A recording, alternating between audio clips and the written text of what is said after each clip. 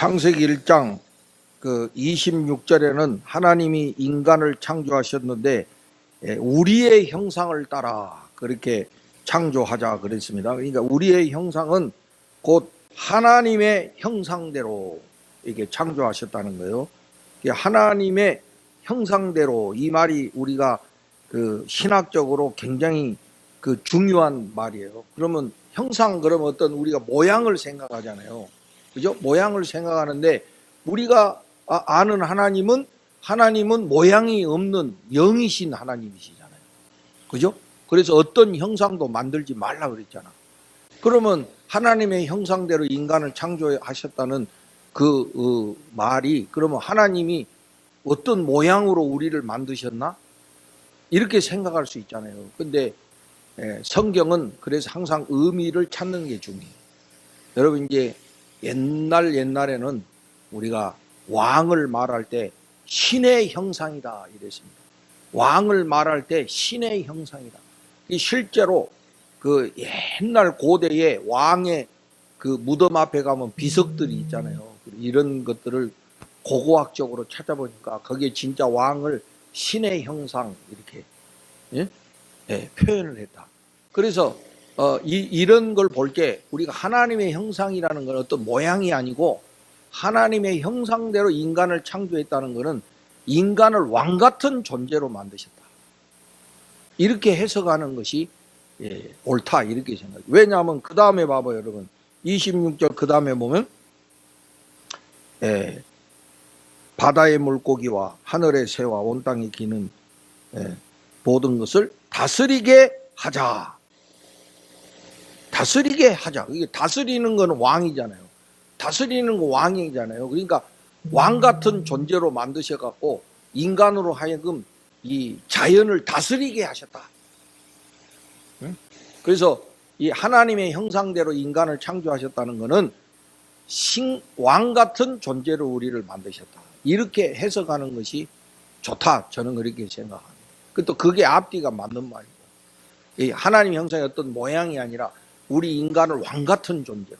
그래서 실제로 우리 왕 같은 제사장이다 이렇게 말하잖아요. 그러니까 여러분은 다 왕 같은 존재십니다. 아멘이십니까? 남자는 뭐 왕, 여자는 여왕. 왕비가 아니요, 째째하게 왕비가 아니고 여왕이다, 여왕. 응? 한번 여러분 스스로 한번 나 왕 같은 존재다. 그래서 여러분 좀 힘들고 좀 자신감이 좀 떨어지고 조금 자기 자신에 대해서 그런 자존감이 떨어지시면 이 말씀을 생각하시고 나는 왕 같은 존재야 말씀으로 회복하시기 바래요. 그런데 동시에 또 우리가 2장 7절 아까 이게 눈에 확 안 띄어가지고 내가 조금 머무르는데 2장 7절 다 같이 읽읍시다. 시작. 여호와 하나님이 땅에 흙으로 사람을 지으시고 생기를 그 코에 불어넣으시니 사람이 생명이 되니라. 그러니까 하나님의 형상 왕 같은 존재고, 근데 인간을 뭘로 만드셨다고? 흙으로 만드셨대요. 여러분, 흙은 뭐예요? 먼지거든. 이게 먼지라는 뜻이야. 영어로 dust, 먼지라는 거예요. 먼지. 그 우리 팝송에도 보면 dust in the window라는 팝송이 있어요. 창가의 먼지 이런 뜻. 먼지, 인생은 먼지와 같은 거예요. 그러면 왕 같은 존재이면서 동시에 우리는 먼지와 같은 존재라는 거야. 그러니까 너무 또 왕 같은 존재라고 해가지고 교만하면 안 돼.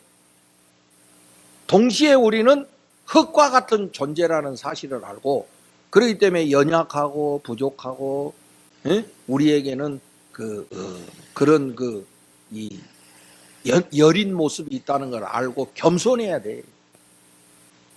맨날 자기가 왕 같은 존재인 줄 알고 막 교만히 행하다가는 망한다 이거야.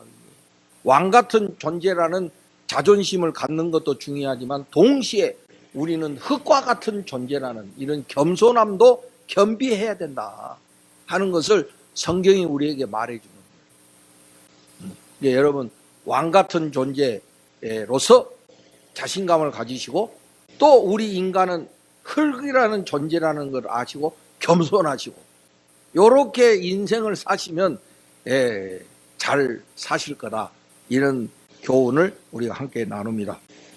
자, 오늘은 이제 우리가 세 번째로 아담과 하와, 그래서 인간을 이렇게 하나님 형상대로 창조하셔가지고 또 아담이 혼자 있는 것이 안 좋게 보이셔가지고 돕는 배필로 하와를 만드셨다. 제가 지난 시간에 이제 갈빗대라는 거는 종속의 개념이 아니야. 이거는 옆에 동반자 라는 뜻이야. 괜히 그 뜻도 모르고 남자들이 여자 보고 너 나의 갈빗대야, 이런 무식한 소리 하면 안 된다 이거예요. 갈빗대라는 말은 이게 이제 히브리어로 옆에 있는 존재다, 이게 옆에 있는 존재. 그걸 여러분 잊지 마세요. 이게 신천지가 말이에요.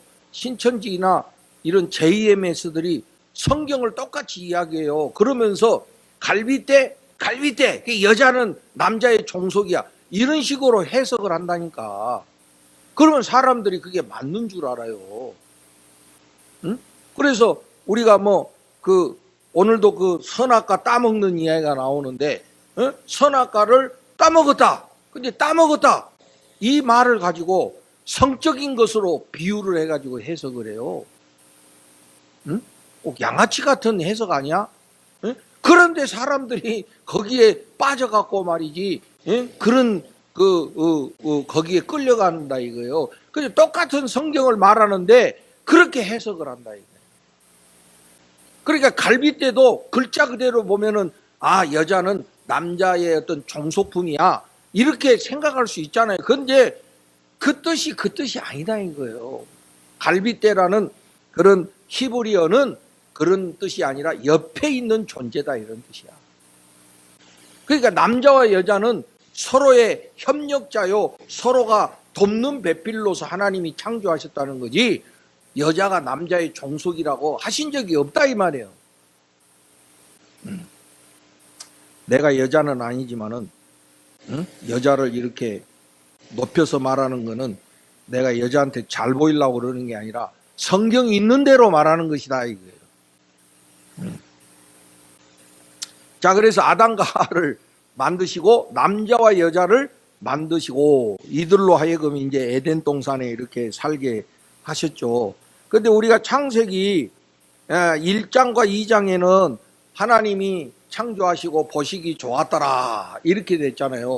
그런데 이제 3장에 가면 아주 인류 역사에 그런 그 부끄러운 역사가 나오지. 인간의 타락의 역사가 거기 나오죠. 인간이 어떻게 해서 죄를 짓게 되냐, 그래서 어떻게 해서 타락하게 되느냐를 이 창세기 3장이 말해주고 있다. 그거는 이제 하나님이 먹지 말라고 한 그것을 먹음으로 이제 하나님의 명령에 불순종함으로 인간이 죄를 짓게 되고 그로 인해서 타락하게 된다는 그런 말씀이죠. 그런데 이제 여기서 우리가 그 중요하게 생각해야 될 거는 하나님이 인간을 이렇게 만드셨어. 그래가지고 하나님이 그래 이제 내가 너희들 만들었으니 너희들 이제부터 내 말대로 살아야 돼. 그렇게 하셨는데 내 말대로 살아야 돼 이렇게 하시면서 너는 이제 앞으로 자유도 없고 아무것도 없어. 그냥 내가 하라는 데만 움직여야 돼. 내가 오른쪽 그러면 오른쪽 가야 되고 왼쪽 그러면 왼쪽으로 가야 되고 너는 선택할 자유도 없어. 그냥 내가 말하는 대로만 해. 이렇게 창조하셨느냐? 그러면 그거는 그 로봇잖아, 로봇. 그죠? 의지가 없잖아. 본인의 의지가 없잖아요. 무조건 만든 사람의 뜻대로 너 앉아 그러면 앉고 일어서 그러면 일어서고. 그런데 하나님이 그렇게 창조하시지 않았다 이거예요. 하나님 말씀에 순종하라고 하셨지만은 우리 인간에게 자유의지라는 걸 주셨다. 자유의지. 자유의지. 그러니까 내가 할 수도 있고 안 할 수도 있는 이런 의지를 주셨다 이거예요. 왜냐하면 하나님은 우리가 순종하기를 원하시지만은 우리가 아무런 의지도 없이 맹목적으로 순종하기를 원하시는 게 아니라 우리가 선택해서 순종하기를 원하시는 하나님이시다. 그걸 뭐냐면 자유의지라고 한다. 자유의지. 그래서 이 우리 인간에게는 자유의지가 있기 때문에 내가 아멘 할 수도 있고 안 할 수도 있는 거예요. 응? 그러니까 어떤 사람들 하나님이 왜 죄를 만드셨냐? 하나님이 죄를 만든 게 아니고 누구의 선택이에요? 인간의 선택이라는 거야. 응? 그래서 하나님은 오늘도 우리에게 자유의지를 주셔가지고 내가 선택할 수 있고 내가 결정할 수 있는 이런 마음을 우리에게 주신 거예요. 그러니까 여러분 오늘 이 자리에 앉아 있는 것이 여러분이 순종을 선택해서 앉아 있는 거예요? 아니면 로봇처럼 앉아 있는 거예요? 뭡니까 여러분? 1번이야 2번이야? 1번입니까? 맞습니까? 그래야 하나님이 기뻐하시지. 응? 근데 모르지. 애들은 엄마 아빠 눈치 보니라고 어쩔 수 없이 앉아있다면 혹 2번이 될지도 모르지. 응? 근데 뭐 그렇지 않겠지. 응. 근데 그럴 수 있죠. 이제 그럴 수 있죠. 왜냐하면 인간에게는 자유의지가 있기 때문에 그래요. 그래서 우리 인간이 역사를 만들어 가는데 우리 인간의 의지가 너무너무 중요합니다. 우리가 어떤 선택하고 어떤 결정하느냐가 이게 우리 미래를 좌우하는 거예요. 응? 그래서 하나님이 주신 그 귀한 자유의지라는 선물을 늘 말씀을 통해서 따라가시고 결정하고 순종하는 우리들이 돼야 돼요. 그래서 하나님이 우리에게 말씀을 주셔서 말씀을 듣게 하신 거예요. 응? 우리가 모르면은 안 되잖아요. 그래서 말씀해 주셔가지고 우리가 아무쪼록 하나님께 순종하는 그런 선택을 할 수 있도록 그렇게 하셨다. 그런데 이제 그렇게 하면은 얼마나 좋겠습니까? 그런데 인간은 그러지를 못하는 거예요. 하나님이 주신 자유의지를 잘못 사용했다. 잘못 사용했다. 그게 이제 창세기 3장에 나오는 그런 타락의 이야기다. 그래서 이제 거기서 이제 그 원죄라는 게 나오잖아요. 원죄, 원죄. 근데 여러분 영어로 죄가 뭡니까? 신이야, 그죠? 죄가 이게 신이에요. 그리고 그냥 범죄. 우리 흔히 신학적으로 그 원죄와 자범죄라고 이야기하죠. 자범죄. 들어보셨죠, 여러분? 자범죄라고 그러지. 옛날에 우리 그렇게 배워서 자범죄. 그러니까 원죄는 뭐야? 원래부터 내려오는 죄가 원죄고 자범죄는 내가 스스로 짓는 죄가 자범죄라는 거 아니야. 그래서 자범죄는 영어로 신스, 복수가 붙어서 복수가. 그러니까 이 단수라는 거는 이 하나의 죄지, 하나의 죄, 하나의 죄. 자범죄는 뭐야? 여러 가지 죄가 있는 거야. 여러 가지 죄가. 근데 이제 이 원죄라는 거는 하나의 죄라는 거예요. 그게 뭐냐면 아담부터 내려오는 죄가 원죄라는 그런 뜻이에요. 그러면 그 원죄의 내용이 뭐냐? 하나님이 이제 아담과 하와를 에덴 동산에 살게 하셨잖아요. 그러면서 다 누려라. 네가 이거 뭐 다스리고 정복하고 잘 갖고서 하여튼 잘 먹고 잘 살아라. 이렇게 하시면서 딱 한 가지 말씀하셨어. 다 좋은데 동산 중앙에 있는 이 열매는 따먹지 말라. 이렇게 말씀하신 거야. 그래서 그게 뭐냐면은 선악을 알게 하는 나무다. 그래서 흔히 우리가 선악과 혹은 금단의 열매, 금단의 열매라고 하죠. 금단은 뭡니까? 절대로 어겨서는 안 되는 금지가 금단이야. 절대 인간이 그건 넘어서서는 안 되는 것이 금단이야, 금단. 그래서 그게 금단의 열매다. 근데 이제 우리가 알기로 선악과가 사과다. 옛날에 보면 그래갖고 남자들 사과 먹다가 사과 씨가 목에 걸려가지고 이렇게 남자들이 뭐가 나온다. 그건 전부 그거는 구랍니다. 근데 선악과가 사과라는 거는 성경에 없어. 이건 사람들이 그 사과 아니야? 뭐 이렇게 생각한 거지만은 그 정확하게 사과라고 가리킨 성경은 없다 이 말이에요. 그냥 그거는 사람들이 그렇게 생각한 것이고 그냥 과일 열매라고 생각하면 된다. 그게 뭐냐면은 선악을 알게 하는 나무다. 이 금단의 열매다. 요것만큼은 건들지 말고 먹지 마라.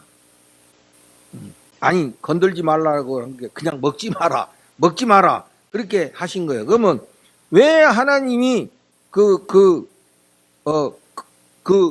열매를 먹지 말라고 하셨을까?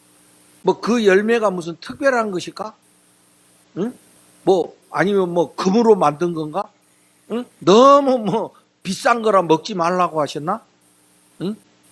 뭐 우리가 이런 생각할 수 있지만은 하나님이 그 열매가 하여튼 그 열매가 뭐 사과든 복숭아든 무슨 뭐 뭔지는 모르지만은 그걸 먹지 말라고 하신 하나님의 가장 중심의 뜻은 뭐겠어요? 항상 네가 인생을 살 때 하나님을 어기지 말라는 뜻이지. 이 열매가 무슨 열매냐가 중요한 게 아니고, 그렇잖아요. 열매가 중요한 게 아니고 하나님이 먹지 말라고 하신 이 말씀을 지키는 것이 중요하다. 그래서 이 말은 다시 말하면 네가 인생을 살아가는데 항상 하나님을 중심에 놓고 살아라. 그래서 동산중앙 아니에요. 응? 네 마음의 중심에 하나님을 두고 살아야 된다라는 하나님의 뜻이죠. 그게 뭐 열매가 어떤 열매냐 이게 중요한 게 아니에요. 뭐 열매가 다른 것보다 비싸서 하나님이 먹지 말라고 한 것도 아니고, 항상 너희들 삶의 중심에 하나님을 중심에 두고 살아라. 이 말씀 오늘 우리에게도 유효한 거예요. 여러분들이 인생을 살면서 하나님의 자녀라면 당연히 하나님을 중심에 놓고 살아야지. 그죠? 그런데 욕심이 발동해가지고 하나님을 버리고 다른 것을 중심으로 놓을 때 그게 죄 짓는 것이야. 그렇게 말씀하셨는데 어느 날 뱀이 나타나가지고, 여러분 뱀이 사탄이라는 것도 이것도 우리가 생각하는 것이, 구약 성경에 보면은 뱀이 사탄이라는 말은 없어. 이게 이제 신약에 와서 요한계시록에 이 뱀이 사탄이라고 말하는 것이지, 그 당시는 뱀이 사탄인지 알지 못했다 이게. 하여튼 그러나 뱀이 하와에게 나타나가지고 유혹하죠. 유혹하죠. 그런데 어떻게 유혹하냐면, 정말로 그거를 하나님이 먹지 말라고 하더냐? 만지지도 말라고 하더냐? 그 왜 그런 줄 알아? 그거 먹으면 하나님과 똑같이 되니까 하나님이 먹지 말라고 한 거야. 이렇게 유혹을 한 거야. 거기에 이제 보면은 하와가 그 열매를 봤을 때 보암직하고 탐스럽기도 하고 먹음직스럽다 그랬잖아요. 예? 그러니까 사람들 그 욕심이잖아. 보기에 먹음직스럽고 탐스럽고, 정말 갖고 싶은, 이게 인간의 욕심이잖아. 이 욕심이 들 때 유혹이 찾아오는 것이거든. 그러면서 뱀이 뭐라고 유혹하냐면, 그래 너 그거 먹으면 진짜로 눈이 밝아져 가지고 하나님처럼 돼. 응? 그랬을 때 하와가 어떻게 해야 됩니까? 거절했어야지. 그래서 이건 조금 농담 같은 이야기인데, 만약에 하와가 한국 여자였으면 어떻게 했을까? 여러분 한국 여자면 어떻게 했을까? 뱀사탕을 만들어가지고 남편의 정력을 위해서 끓여주지 않겠느냐. 그러면 이 인간이 타락하지 않았을 텐데, 이건 완전 그냥 우스갯소리입니다. 진짜가 아니고. 그러니까 그렇게 인간의 욕심이 유혹에 약한 거야. 하나님처럼 된다니까. 이게 그냥 뚜껑이 확 열리는 거야. 여러분 저기 뭐 신천지 이만이나 정명서이가 처음부터 자기가 신이라고 했게요? 처음에는 안 그랬거든. 처음에는 그냥 그렇게 하지 않았지. 근데 뭐 하다 보니까 사람들이 모이고 그냥 자기 말 한마디에 수많은 사람들이 다 고개 숙이고 자기 말 몇 마디에 모든 것들이 다 되고 이러니까 이게 순간 뚜껑이 열려가지고 내가 진짜 신인가? 이렇게 돼버리는 거예요 이게. 응? 제가 이제 저도 목사지만은 제가 이제 가만히 생각해보면 이제 제 주변에 이제 큰 교회 목사들이 있잖아요. 큰 교회 목사들. 그래서 되게 큰 교회 목사들이 이제 사람들한테 교만하다는 소리를 많이 들어. 교만하다고. 응? 근데 내가 이제 옆에서 잘 보니까 그럴 수 있을 것 같아.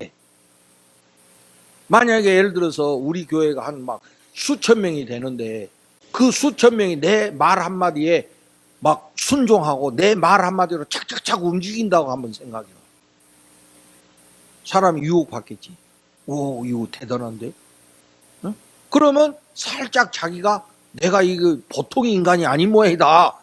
응? 내가 이거 특별한 존재 모양이다. 내가 신 아닌가? 이런 유혹에 빠지게 됩니다. 그래서 교만한 소리 듣는 거예요. 그래서 나는 큰 교회 목사가 안 돼가지고 어딜 가나 겸손해요. 내 힘대로 안 된다는 걸 내가 처절히 깨달았기 때문에 어디 가서 큰 소리 안 친다니까. 네가 그거지 응? 근데 만약에 예를 들어서 막 그냥 수천 명이 모이고 수만 명이 모여가지고 목사 말 한마디에 착착착 움직인다면은 그 유혹 받을 수 있다. 그래서 JMS가 되고 신천지가 되겠구나. 그러니까 인간들이 어떤 욕심에 빠지면 반드시 사탄의 유혹이 오는데 그 유혹의 절정이 뭐냐면 네가 하나님처럼 된다는 거야. 네가 신적인 존재가 될 수 있다는 거야. 우리 지난주에 창조주와 피조물에 대해서 공부했죠. 창조주는 창조주고 피조물은 피조물 뿐이지 그 선을 넘어설 수가 없지. 그죠? 피조물이 아무리 위대하다고 해도 창조주의 자리를 대신할 수 없다니까. 여러분 내가 물어보게, 피조물이 창조주의 자리에 앉으면 그게 뭐예요? 그 뭐라고 해서 피조물이 창조주 자리에 앉으면 그걸 뭐라고 한다고 그랬어? 응? 뭐라고? 그게 우상이야. 피조물을 하나님 자리에 놓는 거 그게 우상이라니까. 그러면 그 우상은 물건이 될 수도 있고 사람이 될 수도 있겠죠. 그죠? 사람이 될 수도 있잖아. 응? 그게 우상이에요. 그러니까 피조물이 창조주가 되는 거 이게 우상 숭배다. 우상. 하나님 제일 싫어하시는. 응? 그러니까 그 유혹이 바로 그런 거다. 하나님처럼 된다는 거야. 그러니까 이 하와가 거기에 넘어가서 아담은 옆에서 가만히 보고 있었대. 졸렬하게. 응? 졸렬하게 보고 있었대요. 저번에 그 어느 저기 그 미장원에 우리 저기 가던 미장원에 그 이거 하는 사람이 자기 남편 욕을 하는데 둘이서 어디 해외여행을 갔대요. 그래서 오는데 이제 오는데 뭘 많이 샀는가 봐. 해외 나가서 뭘 사면 반드시 세금 때문에 걸려요. 바로 못 나와요. 거기 가서 이제 그거 따져봐야 돼. 그거 세금 내야 되나 말아야 되나. 그리고 자기가 이제 붙잡혀서 들어갔어. 응? 그 얼마나 당황했겠어. 이제 여자가. 그래갖고 자꾸 남편을 이렇게 쳐다보는데 남편이 기둥 뒤에 숨어서 이래 보더래. 그래가지고 몇 년이 흘렸는데 이혼했어. 남자가 그렇게 졸렬해가지고 나 같으면 어떻게 하겠어요? 내가 앞장서가지고 뭐 이렇게 변명을 하든지 뭐 자기 그거를 그래야 될 거 아니에요, 그죠? 근데 아담이 자기 부인 하와가 그렇게 유혹에 빠질 때 사탄아 물러가라.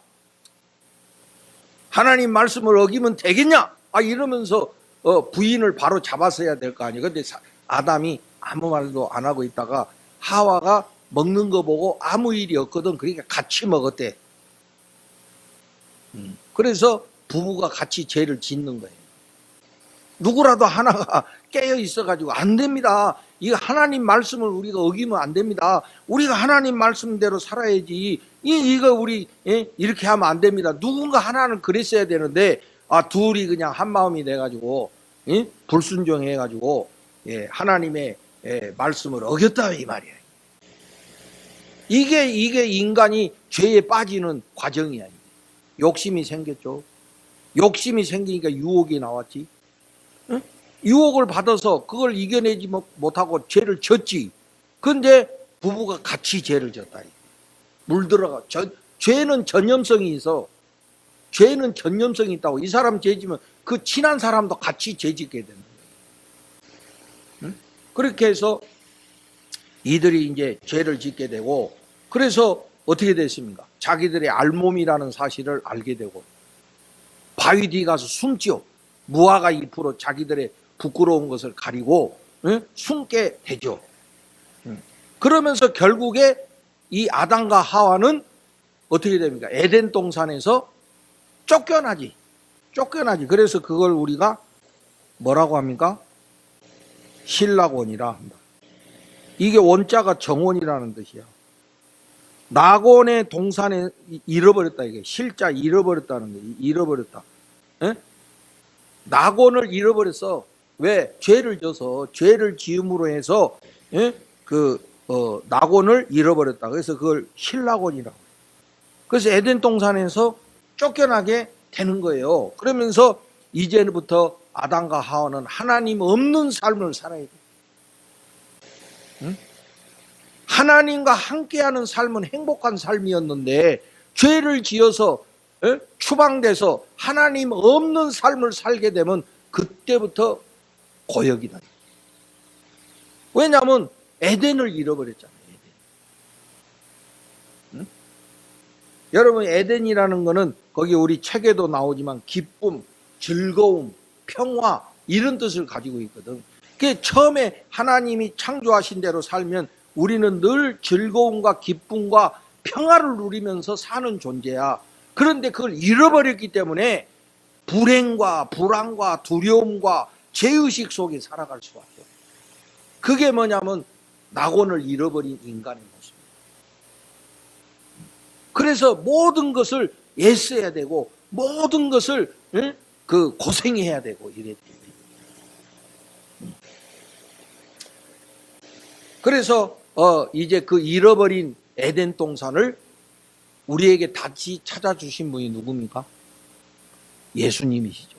예수님이 십자가의 죽으심으로 죄의 문제를 해결해 주셔가지고 잃어버린 에덴을 다시 찾게 해주셔서, 그래서 우리 예수 믿으면 우리 안에 기쁨과 즐거움이 회복되는 거예요. 여러분 안에 예수님으로 말미암아 에덴 동산이 회복되시기 바라요. 그래서 기쁨과 즐거움, 하나님이 주시는 이 에덴의 기쁨과 즐거움을 누리고 살아야 우리가 진정한 행복을 가질 수 있는 거예요. 마음에 에덴이 없으면 절대 행복을 가질 수가 없어요. 아무리 우리가 부귀영화를 누려도요, 마음의 에덴을 잃어버린 사람은 절대 행복할 수가 없다는 거죠. 주 예수와 동행하니 그 어디나 하늘나라라고 우리 찬송을 부르고 있잖아요. 주 예수님이 내 안에 계실 때 잃어버린 에덴을 다시 찾게 되고 주님이 주시는 기쁨과 즐거움을 다시 우리가 갖게 됩니다. 그럴 때 우리가 진정한 행복을 누릴 수 있게 된다는 그런 말씀이죠. 자, 여러분, 우리가 이제 이 성경 하나를 한 군데를 우리 좀 찾아봅시다. 자, 3장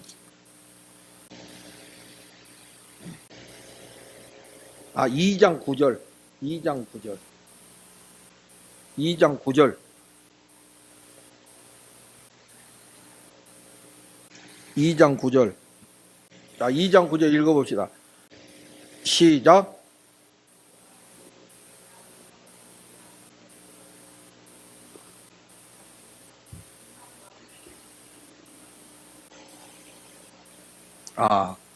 동상 중앙에 두 개가 있네요. 나무가. 그죠?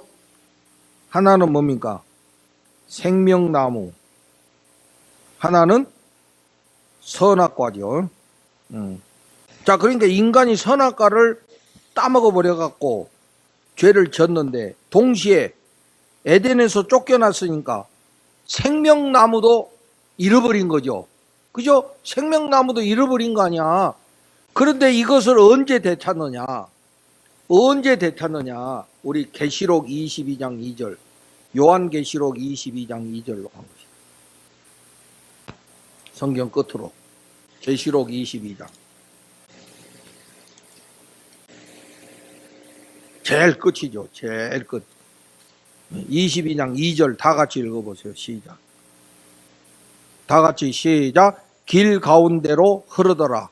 강 좌우에 생명나무가 있어 12가지 열매를 맺되 달마다 그 열매를 맺고 그 나무 잎사귀들은 만국을 치료하기 위해 있더라.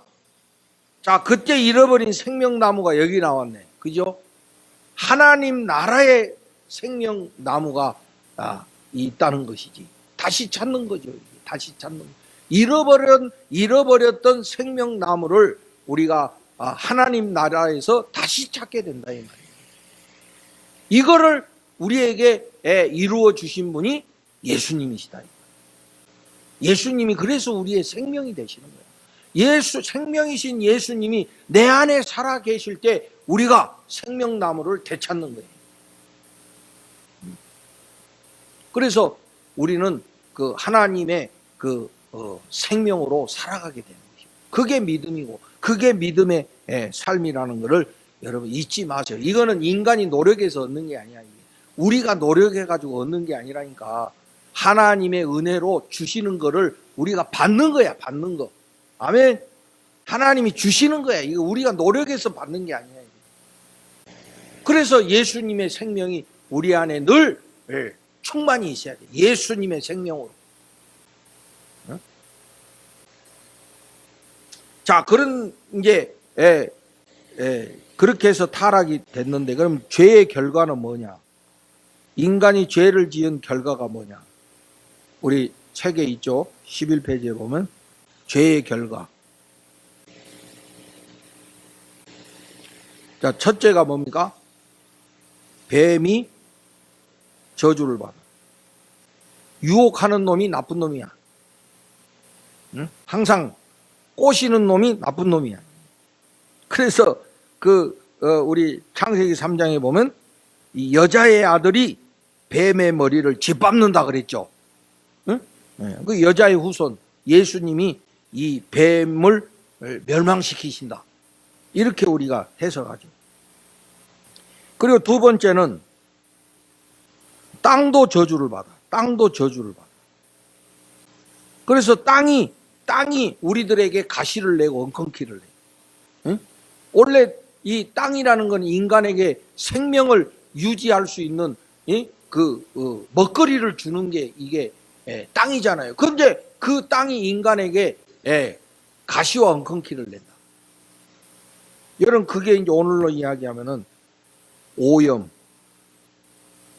공해 이런 거야. 이 죄의 결과야. 이게. 오염, 공해. 요새 무슨 후쿠시마 오염수 먹어도 된다 안 된다 그게. 그런데 실제로 먹는 놈 한 번도 못 봤어.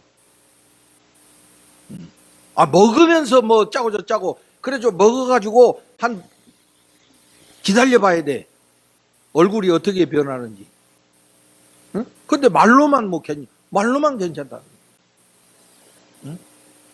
여러분, 우리가 뭔가 좀 위험의 가능성이 있으면 안 하는 게 최고 아니야?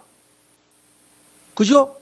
그거를 우리가 위험을 무릅쓰고 마셔야 될 이유가 뭐가 있냐고. 응? 나는 정치 논리를 떠나서. 응? 그런데 이제 그런 자연이 인간에게 그렇게 엄청난 그 저주를 주는 거예요. 이게 죄의 결과라. 죄의 결과. 코로나도 그런 거 아닙니까? 코로나도 결국에 그런 오염과 공해로부터 오는 거였잖아요. 이게 뭐냐면은 죄의 결과다. 죄의 결과. 그래서 로마서에도 보면 이 세상의 만물도 구원을 소망한다 그랬잖아요. 우리는 우리만 구원받아서 되는 게 아니고 자연 만물이 다 구원받아야 돼. 그건 언제 되냐? 따라서 해봐요, 여러분. 새하늘과 새 땅. 그건 예수님이 오심으로 이루어지는 새하늘과 새 땅이 돼야 되는 거예요. 인간의 욕심이 있는 데서는 안 돼, 절대로. 그건 법이 잘못된 것도 아니고 제도가 잘못. 결국에 땅이 저주하는 것은 욕심의 결과라는 걸 알아야 돼요. 근데 사람들이 욕심은 안 버리고 법만 고치고 한들 뭐합니까? 그러면 이제 앞으로 후쿠시마만 나오겠어? 다른 데는 안 나오겠냐고. 응? 그래서 이게 땅이 저주받는 거. 이것도 예수님이 오셔야 회복될 일이에요. 그 다음에 아담과 하와에게 어떤 결과가 왔습니까? 죄를 하와가 먼저 졌잖아요. 그죠? 그래서 이 여자는 해산의 수고를 해야 돼. 해산의 수고. 해산의 수고. 이거 남자들 안 해봤으니 어떻게 하겠어. 그러나 하늘에 별이 보인다며. 그래요? 안 해봤으니 내가 어떻게 하겠어. 하여튼 그만큼 힘들고 어려운 과정이라는 것은 우리가 알고 있습니다. 그리고 성경에 보면 하와는 남편을 사모할 것이라 그랬어. 남편을. 그러니까 이 부부관계는 원래 이게 돕는 관계잖아요. 서로 또. 그런데 죄의 결과는 뭐야? 종속되는 거야. 여자가 남자의 종속이 돼가지고 남자의 지배 속에 살아간다, 이런 뜻이야. 응? 그러니까 서로 이렇게 돕는 관계로, 동등한 관계로 살아야지 이게 되는 건데, 이게 종속이 됐다. 그 죄의 결과라니까.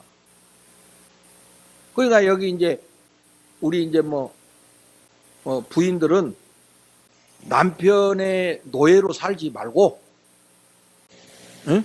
동등한 협력자로서 살아야 돼. 그게 하나님 뜻이야. 근데 뭐가 종속됐다. 이거는 그 하나님의 뜻이 아니라는 것이지. 근데 요새는 이제 거꾸로 돼가지고 남자가 여자의 그 종으로 사는 또 희한한 그런 그 일들도 있긴 있죠. 하여튼 남자든 여자든 이게 상관이 아니고 부부는 서로 협력자로 살아야 돼. 이것이 원래 하나님 뜻이다. 근데 이게 깨진 건 뭐냐? 죄 때문에 그렇다. 죄 때문에. 그래서 구원받은 우리들은 어떻게 해야 돼요? 돕는 배필로 살아가야지. 구원받았으니까 이제는 누구의 노예로 사는 게 아니라 하나님 뜻대로 협력자로 살아가야 맞는 거죠. 자, 그러면 이제 오늘 우리 마지막 결론으로 핵심 개념이 오늘은 죄입니다. 자, 오늘 우리 교과서를 다 같이 한번 읽는 걸로 우리 마치도록 하겠습니다. 죄. 다 같이 읽어보신다. 시작. 성경은 죄를 다양한 방식으로 표현한다. 죄는 하나님의 영광을 잃게 만들고 하나님의 법을 파기하는 행위이다. 또한 자신이 가고 싶은 길을 따라가는 것이며 하나님과 이웃을 첫 자리에 놓지 않는 것이다. 죄는 우리의 삶을 파괴하고 우리를 하나님에게서 갈라놓는다. 아담과 하와를 통해 죄가 세상에 들어온 이후 모든 인간이 첫 인간의 뒤를 따르고 있다. 그 누구도 죄에서 자유로울 수는 없다. 따라서 우리에게는 구원해 줄 누군가가 필요하다. 그분이 바로 예수님이심을 밝히고 있다. 아멘. 이게 성경의 중심이죠. 이렇게 타락한 인간들을 하나님이 구원하시기 위하여 예수님을 우리에게 보내셨다. 그래서 그 예수님을 통해서 우리를 구원하시고 에덴 동산, 그 첫 번째 에덴 동산으로 우리를 다시 회복시켜 주셨다. 이것이 하나님의 구원의 메시지인 것이죠.